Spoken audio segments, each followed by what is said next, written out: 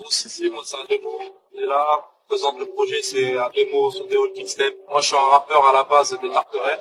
91 quand on fait ça. On est dans la rue, on vit dans la rue, on dort dans la rue, on mange, on chie dans la rue. Franchement, le rap français, t'écoutes Skyrock, c'est que de la merde. Là, sérieusement, c'est que de la merde. NOS, mon petit frère, on va faire super mal au rap français. Comme j'ai déjà dit dans un son, et j'aimerais bien que le titre de mon album, c'est pas ça, c'est un jour, Inch'Allah, pour sortir un album. L'histoire de PNL, elle commence dans la cité des Tarterets de Corbeil-Essonnes dans le 91. Tout ce qui résultera de leur choix futur dépendra de ceux de leur père, René Andrieux, on va donc d'abord s'intéresser à lui. Dans les années 90, leur père y sort de 8 ans de prison pour braquage. Il a noué des liens importants avec le juge Albert Petit, qui va naturellement l'aider à monter l'association Tarteret 2000 dans le but d'aider les habitants du quartier du fait de la misère ambiante. Au fil des années, il va s'imposer comme leader des alentours. Si on a besoin de quelque chose, on va passer par René. C'est en 1995 que l'homme d'affaires Serge Dassault décide de se présenter au poste de futur maire de la ville, et pour ce faire, il va s'allier avec René Andrieux et d'autres personnes influentes du quartier afin qu'il lui facilite son élection et donc son implantation. En échange, il financera l'association Tarteret 2000 et se chargera de payer grassement René et d'autres habitants pour que la paix demeure au Tarteret. On peut le dire clairement, il cherche à s'acheter des électeurs. Les mallettes de billets vont faire tourner quelques têtes, ce qui va créer des tensions entre les affluents des Tarterets et va pousser René à quitter Corbeil-Essonnes accompagné de ses deux jeunes fils, Tariq Ademo et Nabil NOS. En 2001, déracinés de leur 91, ils vont s'installer tous les trois en Corrèze, à Brive, dans un quartier plus que tranquille. Les deux frères, ils vont y grandir sans leur mère qu'ils ont jamais connue. Pas besoin des voix d'une femme, je connais pas celle de ma mère. Pas besoin qu'on m'aime en fait. Leur scolarité est banale, Tariq lui étudie dans un BEP électrotechnique au collège, puis dans le lycée de Tulle. Nabil lui est en terminale STG Mercatique, commerce et management. Les deux garçons ils sont décrits par leurs camarades comme extrêmement calmes et introvertis. Il faut aucune vague, ils sont en fait plutôt sympathiques, bien que mystérieux. Un ancien camarade de Tariq rapporte même qu'il racontait des histoires de gangsters pour montrer que c'était pas une tapette, mais personne n'y croyait. Au-delà de l'air sympathique dégagé par les deux frères, Nabil au fond de lui, il est profondément triste. Il va correspondre par courrier avec Albert Petit, le juge qui a aidé leur père à fonder l'association Tarteret 2000, dans une lettre exclusive datée du 19 février 2007. Cher Albert, merci pour votre lettre et notamment pour les 100 € que Bernadette et vous m'avez envoyés. Ils me permettront d'économiser car j'ai l'intention de m'inscrire au permis. Ils entretiennent une relation particulière avec ce couple car même leur père correspondait avec eux par lettre. Bernadette dira que René leur écrivait des courriers pleins de désespoir, qu'il souffrait seul avec ses fils, il est en somme très triste. Nabil, du haut de ses 17 ans, écrira dans la même lettre « Le monde en général me semble hypocrite et chacun ne marche qu'à l'intérêt. Malgré mon jeune âge, je me méfie de chacune des personnes de mon entourage. Je me pose souvent la question, comment faire pour trouver le bonheur? Y a-t-il une solution? Ou bien à l'heure seule la loi du plus fort dirige le monde? Aujourd'hui, il est dur d'avoir foi en quelque chose, que ce soit la justice, l'égalité, la confiance, l'amitié, l'amour ou même Dieu.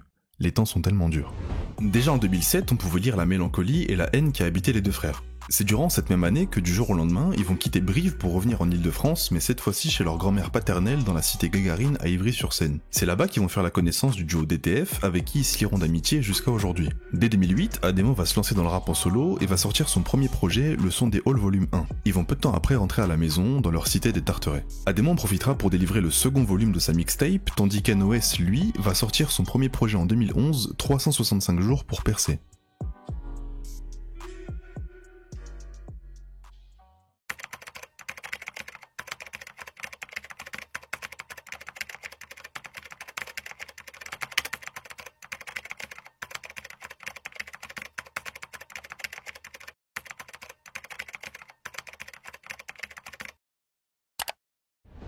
Ademo il va rentrer en prison en 2011 à Fleury-Mérogis pour trafic de stupéfiants. Il en ressortira 3 ans et demi plus tard. Le jour de sa sortie, NOS il va l'attendre dans le studio de leur futur ingénieur son, Nicolas Fèvre dit NKF. Le premier avec qui j'ai travaillé, c'était Nabil, un de mes clients de l'époque qui fait en feat, on enregistre le truc, on s'aime pas. Et il me dit, ouais, vas-y, t'es fort, je prends ton numéro. Mais c'était vraiment très, très froid. Mais je t'aime pas. Et moi non plus, je l'aimais pas. Mais c'est cool, on fait le truc. Et puis peu de temps après, il me contacte et il me dit, ouais, il y a mon frère qui sort de prison. Ok.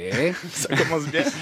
Et donc, où il voudrait enregistrer, c'était bien la session à la fois. Et donc, Tariq est la deuxième personne il venait de sortir de prison. Vraiment, genre, il y a le jour même ou la veille, je crois que c'était vraiment très très récent. Et en fait, juste devant la porte de mon studio, c'est une petite anecdote sympa, il arrive et en fait, il y a des flics qui l'arrêtent alors qu'il venait de sortir de prison et il a pété un câble. Il dit, mais laissez-moi tranquille. Donc en fait, il commence, t'es qui, t'es quoi, tu fais quoi? Du coup, moi, la première fois que je vois Tariq de ma vie, il entre dans le studio, je sais pas qui s'est passé ça devant le portail du studio et il arrive énervé, énorme. Il sortait de prison, il était musclé comme, je sais pas quoi, je suis, what the fuck? C'est qui ce gars? Il a, ouais, putain, devant ton studio, les mecs, les flics qui m'ont emmerdé, je sors de prison. J'étais, ok, on va passer une bonne session. Ça y est, les deux frères sont réunis, ils décident d'arrêter leur carrière solo respective pour former le duo PNL. J'ai dit c'est l'heure de les baiser si on fusionnait. Ils vont donc préparer leur premier projet en 2014. L'évolution par rapport à leur projet précédent, elle est monumentale. On passe d'un rap dur, de textes kickés avec ou sans une autotune mal maîtrisée,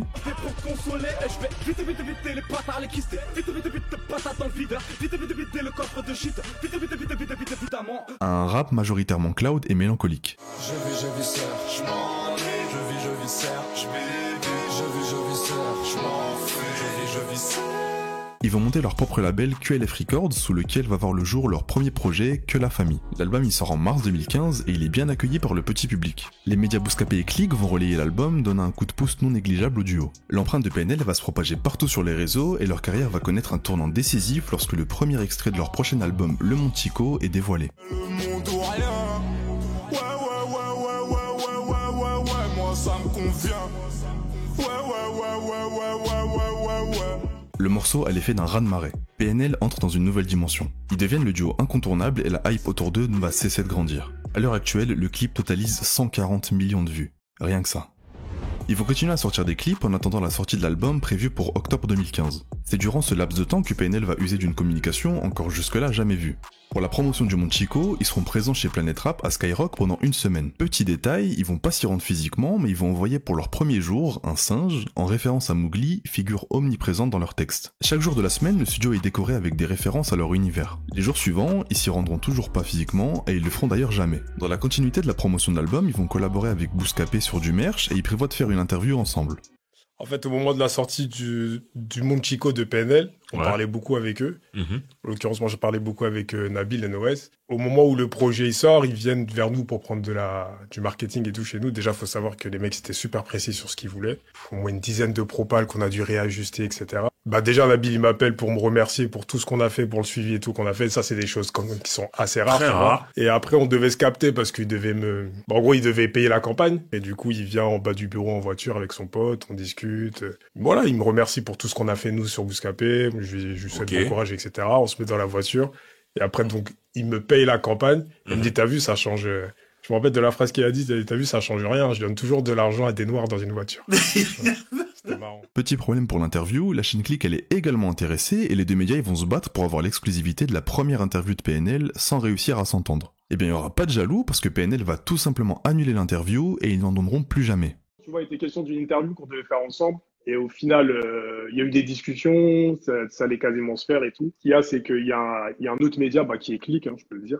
Click, en gros, qui voulait aussi l'interview. Du coup, le mec qui bossait avec PNL, il me rappelle en me disant « Ouais, il y a Click qui veut faire une interview. Ce sera l'exclu pour la télé et vous aurez l'exclu pour le net. » Et moi, je leur ai dit non, en fait. C'est soit nous, on a l'exclu, soit on l'a pas, tu vois, mais c'est pas, on partage pas l'exclu, quoi. Ils sont revenus vers moi en me disant, vas-y, puisque vous voulez pas lâcher le truc et eux non plus, on fera pas d'interview. Le message il est donc clair, si on se questionne sur PNL, le seul moyen désormais d'avoir une réponse, c'est d'écouter leurs textes. Avant la sortie du Monde Chico, le succès de Que la famille permet à PNL de pouvoir signer en maison de disques. Et malgré ça, les deux frères ils vont décider de s'autoproduire et de rester en indépendant. Ils vont rester qu'avec la famille. Top 2015, l'album il sort, le succès il est quasiment immédiat, les deux frères ils sont premiers du top album. Ils réussissent en indépendance sans donner aucune interview. Leur côté mystérieux qu'ils ont depuis tout petit et leur envie de réussir seul et en famille porte ses fruits. En plus de maîtriser leur communication à la perfection, leurs clips tournés dans des paysages époustouflants, au ralenti, planant comme leur musique, démontrent d'un souci du détail hors norme dans le rap. La suite elle va très vite arriver. En mars 2016, 5 mois après la sortie du Monde Chico, le premier extrait de leur prochain album, Dans la légende, il va sortir.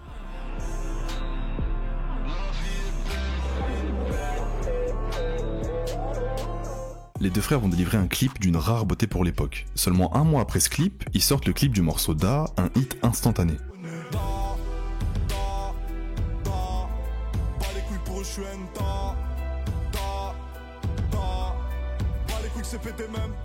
L'été il va continuer avec PNL qui délivrera ensuite le clip de Je suis QLF avant d'entamer la réelle promotion de l'album. Les maîtres de la communication ont à nouveau une stratégie commerciale bien rodée. En premier lieu, un panneau géant aux couleurs de la pochette de l'album est exposé sur un immeuble qui donne sur le périphérique parisien. La cover elle a été réalisée par Fifou sans qu'il ne rencontre jamais les deux frères.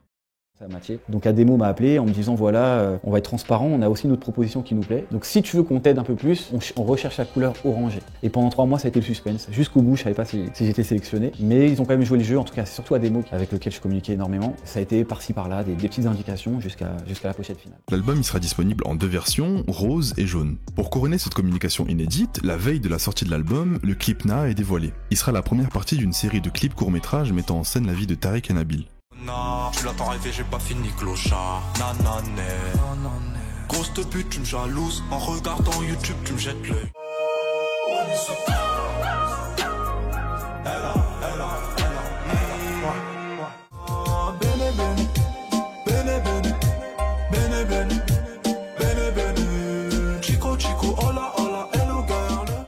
La manière dont tu comptes en dis donc sur ce que t'as brassé. La manière dont tu pompes en dis donc sur ce que t'as sucé. Dès la première semaine d'exploitation, l'album Dans la légende s'écoulera à 80 000 exemplaires, ce qui en fait le meilleur démarrage de l'année 2016 en France pour un album rap. PNL est en effet rentré dans la légende. Les certifications accumulées, elles donneront même lieu à un clip spécial, Mowgli ira chercher les médailles. On enverra Mowgli chercher mes tailles. Je redouble la visite de l'Afrique.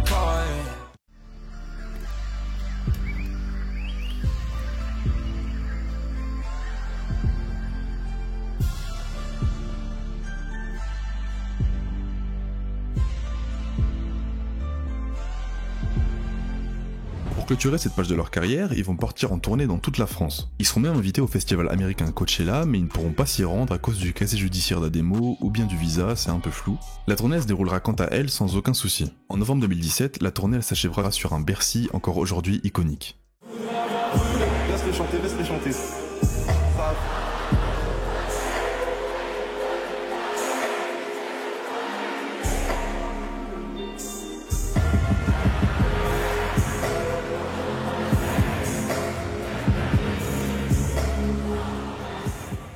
Et puis, plus rien. Pendant 7 mois, silence radio jusqu'à ce qu'ils postent ça.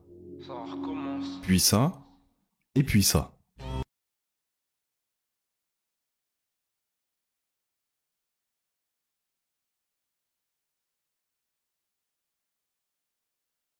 Retour et pas de n'importe quelle manière. Le clip d'Alamoniac surpasse tous ceux postés jusqu'à présent. Ils ont mis la barre beaucoup trop haute, tout le monde est époustouflé. Ils se permettront même de teaser un prochain morceau comme ça a été le cas à la fin du clip de Da. 2 mois plus tard, ils sortent un nouveau tube qui sort de leur registre habituel. Je remplace VR par JR, je suis loin de Dallas. Je crois que l'esclavage. Et puis, plus rien. Pendant 7 mois, silence radio à nouveau, jusqu'à ce qu'ils postent ça. Les réseaux sociaux implosent, tout le monde attend le retour officiel du duo. PNL lance alors un mystérieux live YouTube. On peut y voir la Terre tourner sur elle-même avec des indices sur le prochain album. Près de 24 heures après la diffusion du live, ils annoncent la sortie d'un nouveau clip, leur plus grand succès jusqu'à aujourd'hui. ODD, je la passe la tête, la pécou, la viscère, tes regrets dans ton bébé.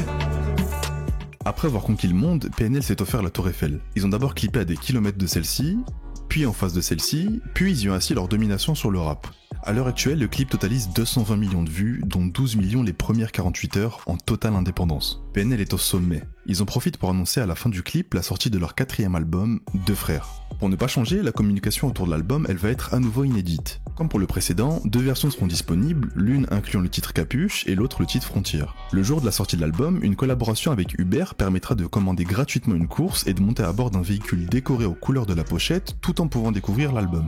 Ce même jour, le duo pavanera sur les Champs-Élysées dans un bus à l'effigie de l'album en improvisant un petit concert. La première semaine d'exploitation, elle bat des records. L'album il s'écoule à 113 000 exemplaires en une semaine, il est certifié disque de platine, c'est historique. Ils dévoileront quelques temps après le clip de Frères, titre éponyme de l'album, où à la fin de celui-ci on y découvre la cover placardée sur l'immense bâtiment de la cité Gagarine, où rappelez-vous, ils ont passé une partie de leur jeunesse. L'ascension, elle est phénoménale. 8 mois après la sortie de l'album, ils frappent d'un nouveau coup marketing. Des capsules apparaissent dans plusieurs villes en France, tout en étant diffusées en direct sur Twitch. Un QR code est à scanner, donnant accès à la billetterie de la tournée en exclusivité. La tournée elle est prévue pour l'été suivant, mais un certain virus chinois en a décidé autrement. Ça suffira pourtant pas pour stopper les Deux Frères, car à l'été 2020, si la tournée elle est toujours pas possible en physique, eh bien elle le sera sur Netflix. Le duo va s'associer avec la plateforme pour diffuser leur précédente tournée, les fans sont prévenus directement dans leur boîte aux lettres. La tournée se déroulera finalement 2 ans plus tard, et pour marquer le coup, ils vont s'associer à nouveau avec Uber. Les fans peuvent commander un Uber gratuitement, et tenter de remporter cette fois-ci des places dans la tournée directement trouvables dans les Uber.